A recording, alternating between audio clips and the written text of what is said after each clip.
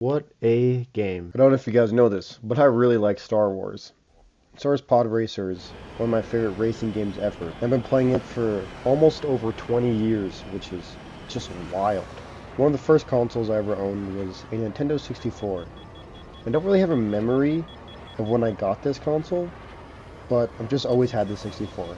And Podracer released on April 30th, 1999, even though some sources say May of 1999.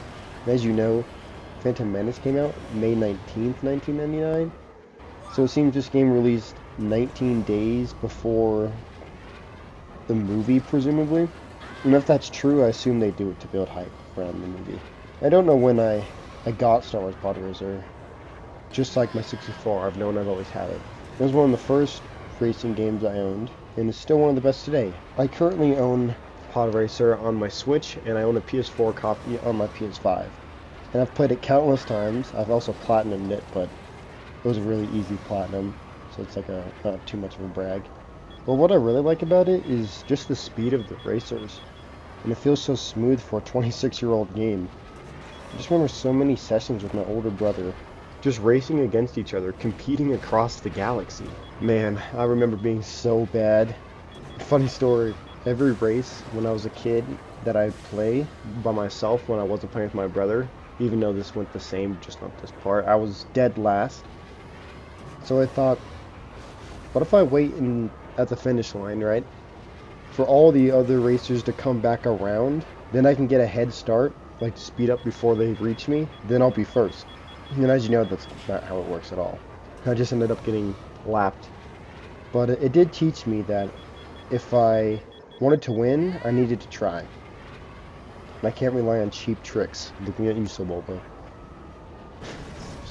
I beat this game countless times. And I still go back to it. As a kid, I somehow always ended up losing the 64 cartridge for months at a time, maybe even years.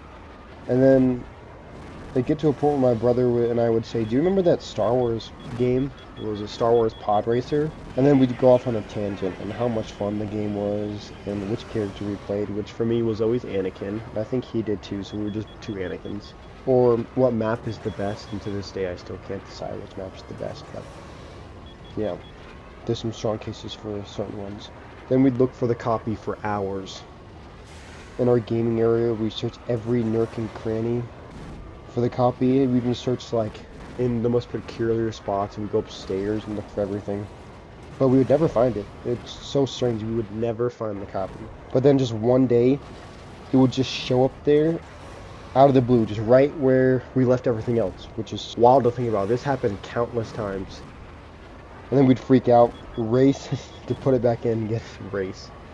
Oh man. The gameplay is simple, but complex enough not to get boring.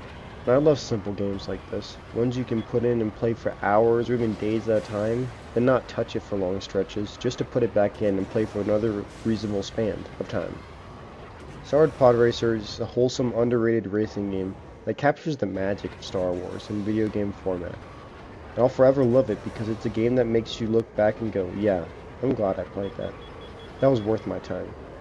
No matter how old I get, I can still go back and have a good time. It's a nostalgia trip that always lives up to my expectations. A game that's there when I need it, and that's all it needs to be. Thank you guys for watching this video. If you liked it, please consider subscribing if you're new, and give it a like if you haven't. And let me know what your guys' favorite racing game is in the comments, and it doesn't have to be Star Wars, it can be any racing game. But thank you guys for watching, take care, and God bless.